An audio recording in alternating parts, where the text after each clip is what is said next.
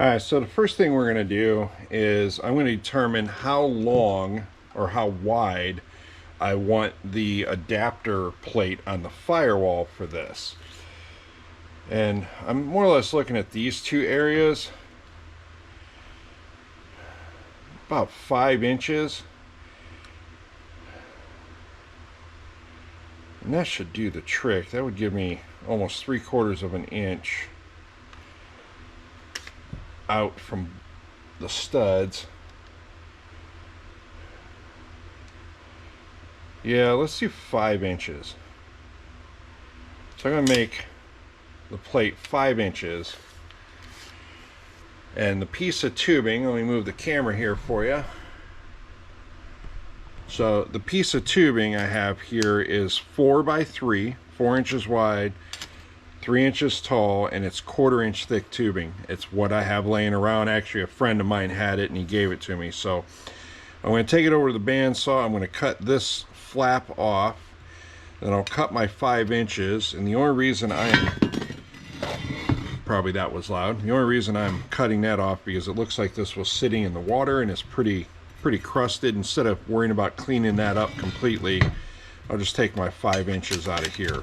So let me get that all measured up or grab the stuff to mark it. Alright, so like I said, we're going to go 5 inches. And by the way, I don't know how well this will zoom in, and the camera's probably upside down to that. These are Silver Streak pencils, welder pencils. They got a silver like lead in it. Super soft, super nice to mark with. I can see it on the steel. So right at that point, 5 inches, and it doesn't have to be perfect because this up and down is not critical. But I don't want it a million miles long. There's no reason to have that. So that's where I got to cut it off after I cut this flap off. So now I'm going to head over to the bandsaw that I have over here and get this cut off. I'll be back with you. Okay, so got this all cut and trimmed up for this boot to go on. I'm going to put a bead of weld around here so that it's got a lip, because it just slides on there. So the OD of this is the original OD of the groove that this sat in. So like I said, I'm just going to put a bead of weld around that. So I got to get the paint off of it. We'll put a bead of weld around it. I may throw it in the lathe and, you know, clean it up a little bit, but may not, because it's not super important. And then I'll get this laid out so that I can get a hole cut in it, get the 3 holes drilled in it for the firewall, and then we'll move on to excuse me, to cutting this off, and then we can start working out the rest of it. I need to finish deburring this yet. I haven't done that, so I'm going to do that here in just a moment, and we'll be back with you here shortly. Alright, so I'm over at my little welding table. Nothing fancy here. I don't have a nice rotisserie or anything I'm putting it on. I'm just using a Miller-Matic 135. We're going to see how she starts welding here. And then we'll go from there.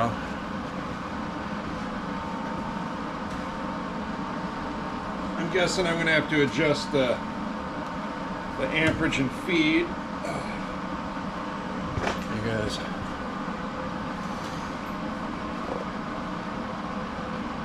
let's see what we got.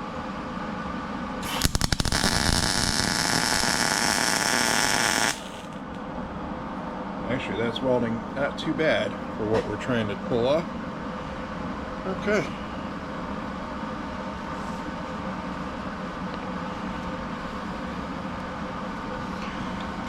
Let's continue with what we're doing.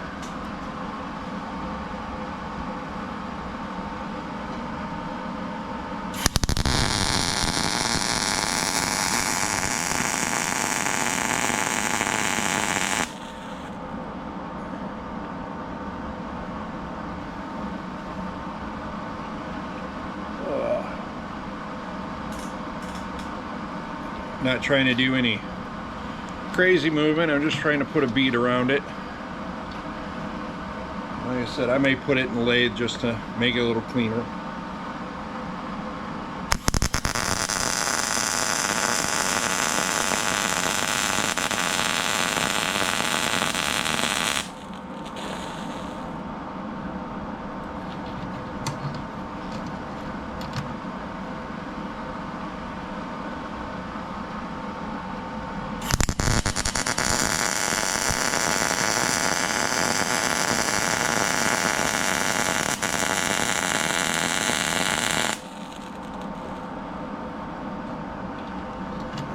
Welding pretty nice.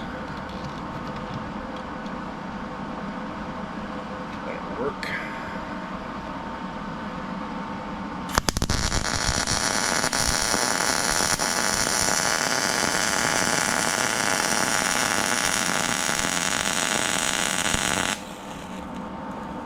I really should go get my other glasses. Getting old, have bifocals.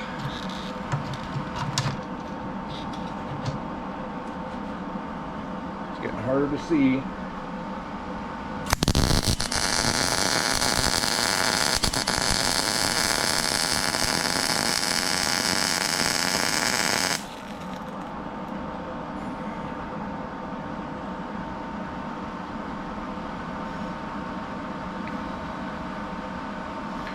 I think that'll work.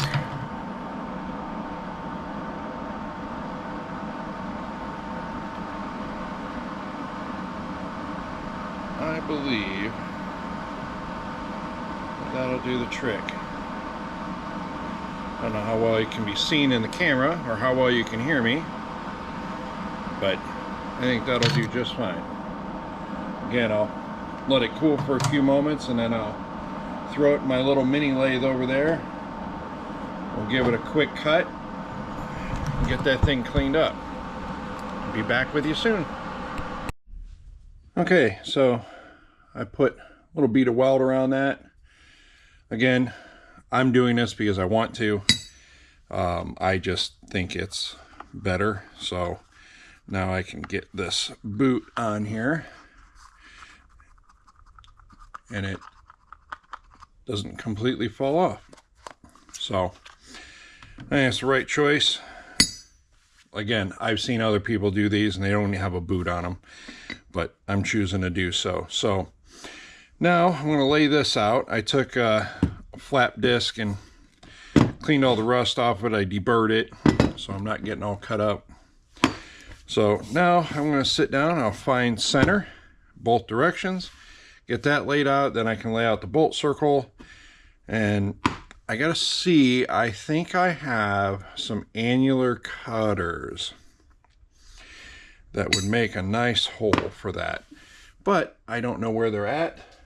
And of course, I wasn't ready for this project. I didn't plan on doing this. This is a hurry up and do it, but I want to do it as close to right as I can so that the project is off the list. So this is a time I wish I had some brush on layout fluid instead of the spray on, but we'll do it anyways. A little mess on the bench doesn't hurt nothing.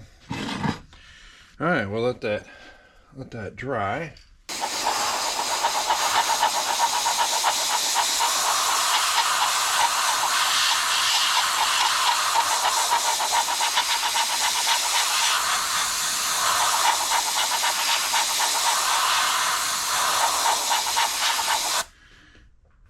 All right, nice and dry.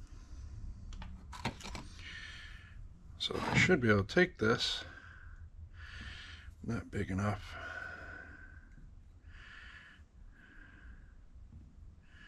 A little bit smaller here. Would help if I could hold it steady.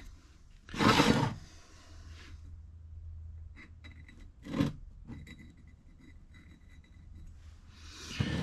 then I should be able to take these and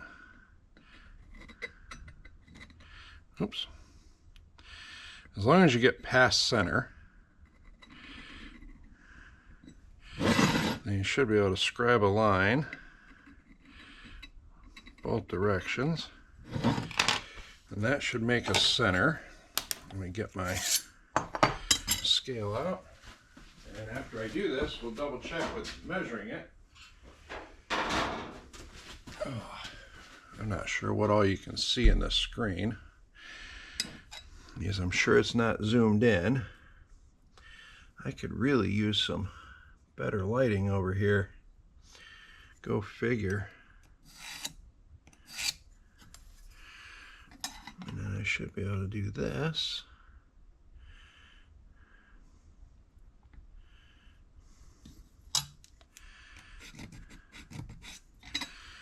Alright, let's do some measurement here. So that's 2 and 2 and 9/16 that way. And G, it's 2 and 9/16 that way. I proved that point.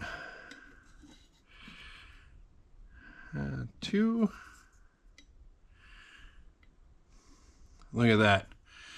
So these are hermaphrodite dividers. They have, so you can go up against something, and then you have your scribe. So as long as you try to hold this pivot point the same and you're past center, you can scribe, go to the other side, scribe, and those two crossings, you draw a line through it, that'll get you your center divide, and you do the same thing the other direction, and then you can get the other.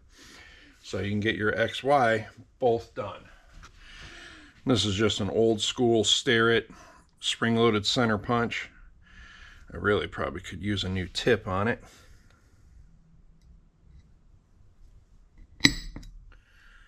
That looks pretty darn good for what we're doing. Give it a few more clicks here.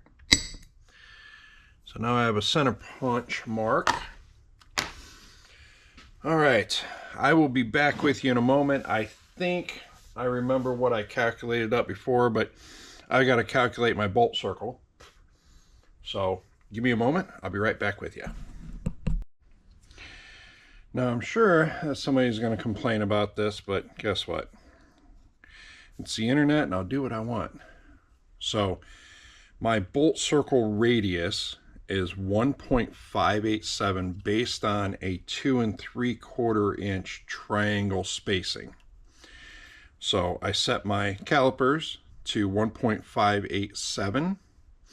So I'll stick the one measuring the inside. I'm going to stick the one in the center punch hole.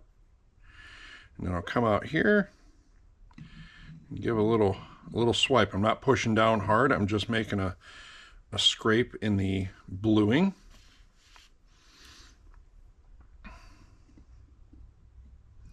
And do the same thing out here and out here. So I do know there's going to be a hole on either side, and there's going to be a hole down here.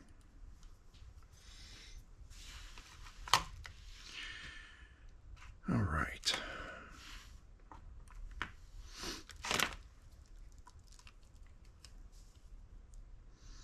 Just because I know it's 2 inches, hopefully I can get a hold of this side, and I can't. That's okay.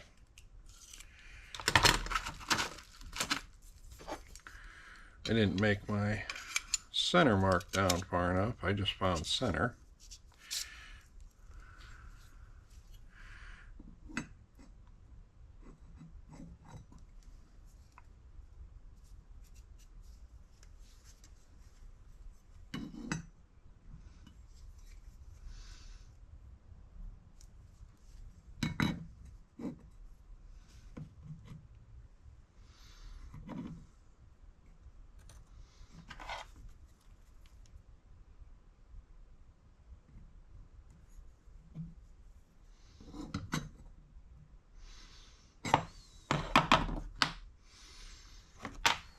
Sorry, I'm getting my head probably in the way of the camera. Alright, that's the first hole down.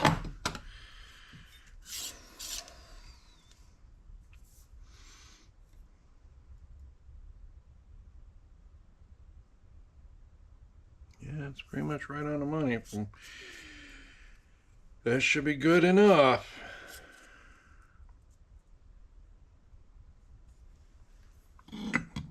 Yep, that should be good enough.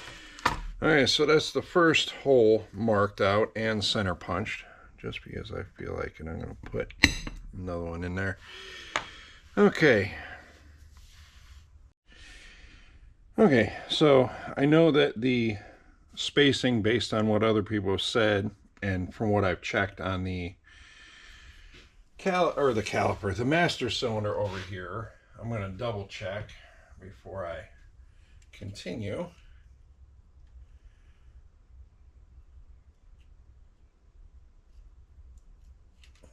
I'm just double checking. I know you can't see it.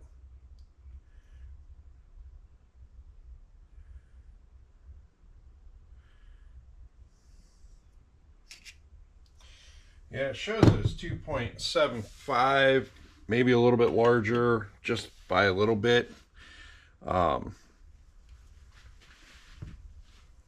It's hard to measure this.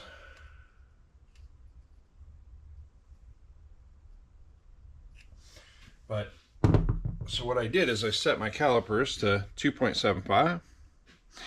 I stuck it in my vertical hole here, my center punch, and then I scribed a line across the bolt circle, and that is where my other holes need to be.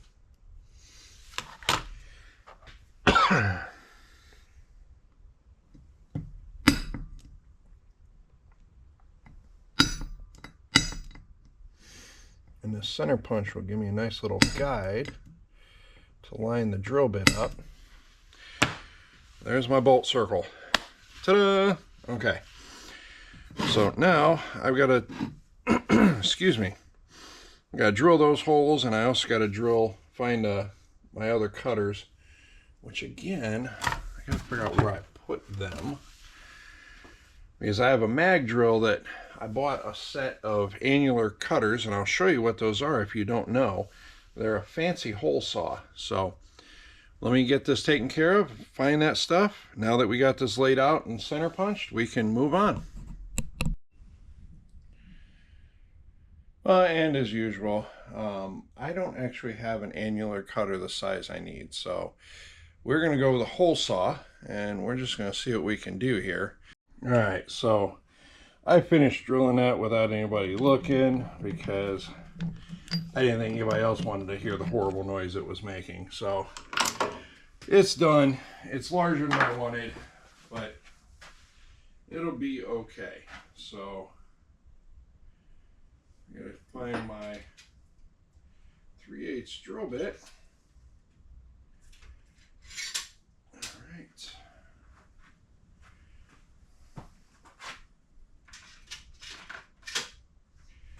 Looks pretty good. There's those. The bolts that hold this to the firewall are 3/8 24. So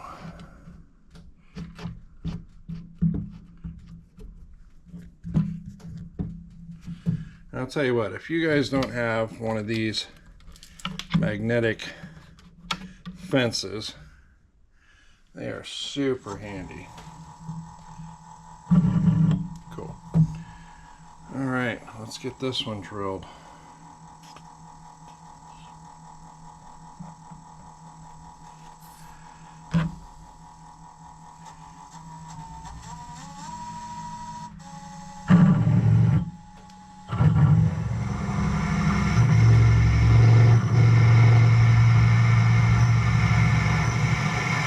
As I'm drilling, I'm just relieving pressure to cut them chips off so that they're not swinging around like mad as I go through.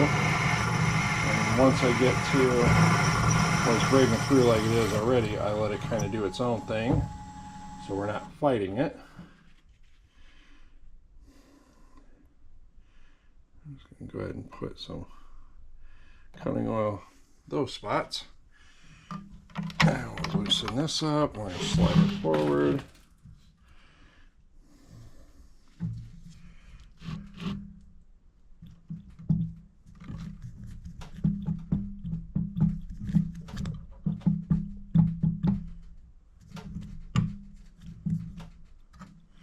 I'll spin it backwards because usually it'll help you center a little bit better. All right. Before I even drill that,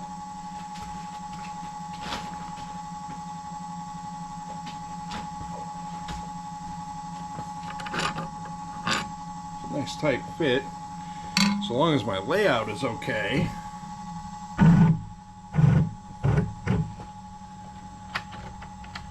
I'm going to loosen this up.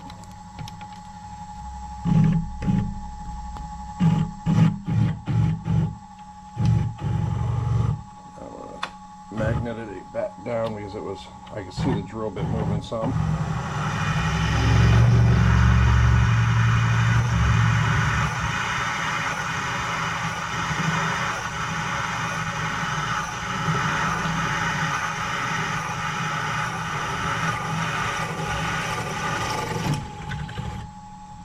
One more. Try not to knock the camera off.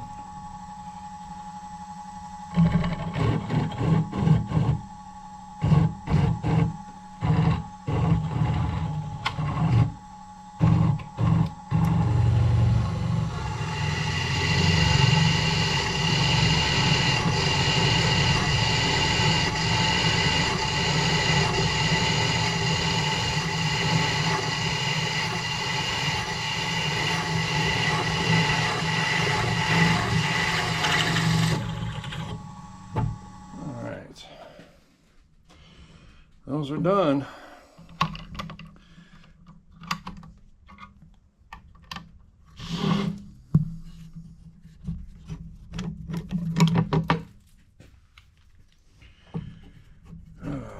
Now,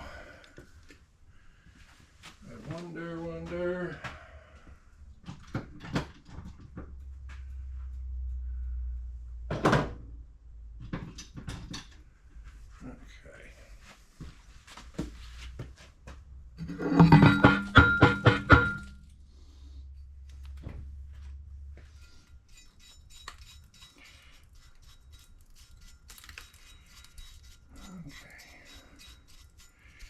Of course, that's all got to be deburred now, but it's cut.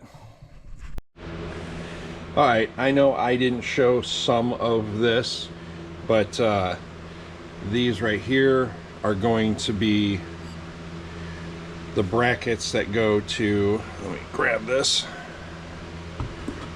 I don't know how well you can see it. Like, there's studs here. And this, once drilled, will sit on there. And then this side of it that's facing you will actually attach. The reason we're doing this goofy stuff is that the width of this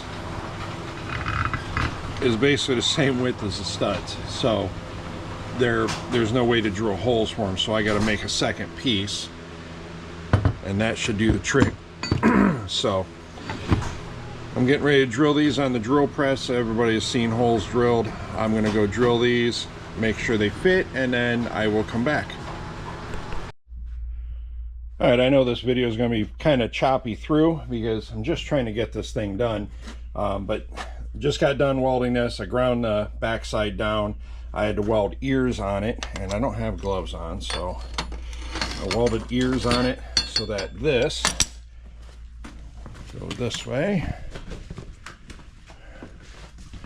so that it lays on here. We're going to have bolts that run through these so that you can bolt that piece over there, bolt that onto the firewall, then this bolts on after. So we're getting there, getting close. I really wanted to paint these pieces before I put them on the truck. We'll see if I get to that point. All right, we're going to add to this. So I had to cut these studs off because they were super long. Then I cut this off, and then I ran a die down it, which this shaft is just a hair too large. But if you take your time and make sure you keep breaking your chips, you can actually run a die down it. This was 1/2 inch 20 fine thread. And then I've got this all quick coat of paint on it, just enough to hopefully stop it from rusting some. Put the grommet on there. So we're getting ready to bolt that up to the firewall, and then I can get this bolted up right here, and then I will measure how long of a rod I need, because I'm sure that this one is too short. This is the stock one, so if it's too short, I've got what I need here, and then we can keep moving forward with it. So until the next part. Okay, so got it mounted to the firewall. It's not going to win any picture awards here, but that's all right, because I just need to get it done because I need to use this truck. But yeah, it's all mounted to the firewall. We got to put the booster on here, you know, the booster brackets, get the new vacuum line, finish taking out some of this garbage, and we should be back in business and run some brake lines. So until we get to that point, we'll show you again. Okay, the master cylinder is just hand tightened up here. I did not tighten that up, just got done adjusting everything, but it is mounted, it is on there. Got to do the vacuum lines. There's a port on the bottom here, we got to plug that off. Got to put our adapters in there. I seen the picture on Battleborn. They had a bracket that went here, and that's where the proportioning valve was hanging. I think I may do something similar to that. I definitely did not plan this, but my bracket back here looks really similar to what Battleborn did, but that's because it was not planned. This booster and the width of the tubing I used, these lined up with these right here. So I had to put wings on it and put this piece of channel in. If you used a wider piece of tubing, you could probably get away without having to have wings on it, but these are the pieces that I had around, so that's what I was using. We'll go in here in the cab. I don't know how well you guys can see, but it's attached to the brake pedal. So until the next time. Morning, everybody. So I know this truck video is going to be, you know, kind of choppy on what you see and what you don't, but not much I can do about it. Trying to video and document some of it. It's not supposed to be a video of how to do something per se. I'll by all means answer any questions anybody has, but it's more of just documentation of what we've done, this type of project. So right now I'm getting some fancy cardboard here, my gravel driveway creeper action here. So where we're at with this is I've got to get brake line now run. I gotta get brake line run on this thing up to the new proportioning valve and master cylinder setup. So I gotta climb around underneath it and figure out where things are all run at. I can see I know you can't really see it on camera here, but there's a rubber brake line right there coming from this wheel, and it goes through the frame rail. But where it goes on the other side, I can't see it from here, so I got to crawl around underneath. That'll be for this left front wheel, and then I got to do the right front. And I already seen that there's a coupler somewhere right about here for the brake line that goes to the rear. So that one won't be too bad. I just got to get that coupler loose, and we'll be in business there. I'm hoping a couple more hours of bending and measuring and getting some line put together, and hopefully I'll be at the point where we'll have brakes again, and then we can start hauling loads again. So I will bring you guys back once I get set up somewhere and can actually give you some sort of video. All right, so climbed under here. I know that you got blinking because of the LED headlamp on my head, but trying to make sure you can see what we're doing here. So I don't know if I can see that even on my camera as it is. So there's a T right here, And that T is also where the rubber line is that feeds the wheel cylinders, and then it runs across to the other wheel and goes through another T. So I am going to currently, I'll call it cheating, I'm going to take new line from this side of that T, run it up to the proportioning valve. That'll get the front brakes hooked up. And then back there, let me see if I can get you, sorry, banging you around. There is a coupler joint right there. I don't know if I'm pointing at the right spot on the camera, but it's right in that area. I'm going to run a new line from that up to the proportioning valve for the rear, and then we should be back in business. So I'm going to work it getting the length and bends figured out, and we'll come back when I finally get somewhere. Okay, so what I do here is, I don't know how well you can see down in there. I'm trying to get it so you can see better. There's a brake line that I need to connect to the rear, right? God, I'm sorry. Right down here. So I'm just taking a piece of wire and kind of getting the path that I want to bring it to. And that'll give me a rough idea on length. And then I'll probably cut it just a little bit longer, and then we'll go from there and see what we got. So I'm going to cut it off right here, and we'll get some, actually I'm going to measure this, and I'm going to cut brake line off at this length, whatever I measure out here, and then we'll get it flared on one end, kind of get it bent in place, and we'll see what it looks like. I don't recall if I showed this on any other parts of the video I've been recording, but this is my brake line flaring tool. It does bubble or inverted flare or double flare. There's also other dies. I think you can get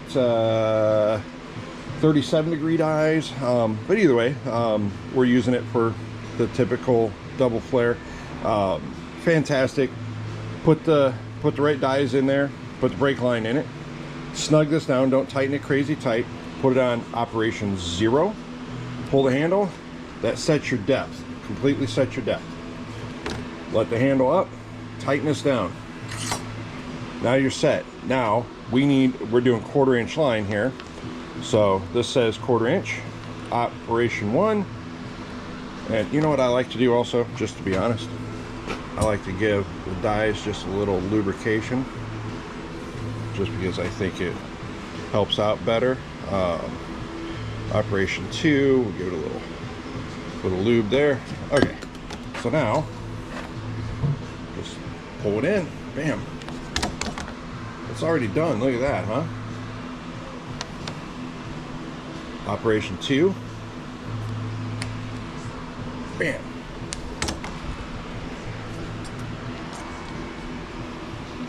Loosen it up. Try and do it one-handed. Sorry. There it is. Look at that. Double flare. Done. In a matter of seconds. Love it. Okay, I can finally say it's done. Done enough that we can use it on the street. Brake lines are in. We did bleed the brakes. Tested everything. Aiden drove it to the gas station and filled it up with gas. And I gotta tell you, I can't believe how much how much brake fluid this reservoir holds. It's absolutely insane. One of those larger bottles, we actually fit the whole thing in there. But bleeding the brakes, the fronts bled really well. The backs were kind of questionable, and I don't know. I don't know if it's just that the brakes need adjusted. The problem is the adjusters on the back of these wheels are like cam lobes, and they're frozen, so I can't adjust them. We got to tear that apart some other day, some other time. But it definitely drove, and we're back in business. Now, I do want to say that if you were crunching for time, I really would probably have spent the money to get the Battleborn kit. It's bolt on. You just bolt it on and you go to town. Was this cheaper for me to do than buying that kit? Yes, but there was a lot more work. There was a lot more time invested. and theirs is just bolt-on. You get pretty much everything. You still got to do the brake lines and all those things, but everything else is there for you. So I gotta tell you folks, I probably would have bought that just to save some time, but other than that, you know, you want to take your time to make all of that, feel free. I did, and it works just fine. But you don't have to do any measuring or anything. It's done for you. So until the next one and the next project, Aiden and I both say peace out.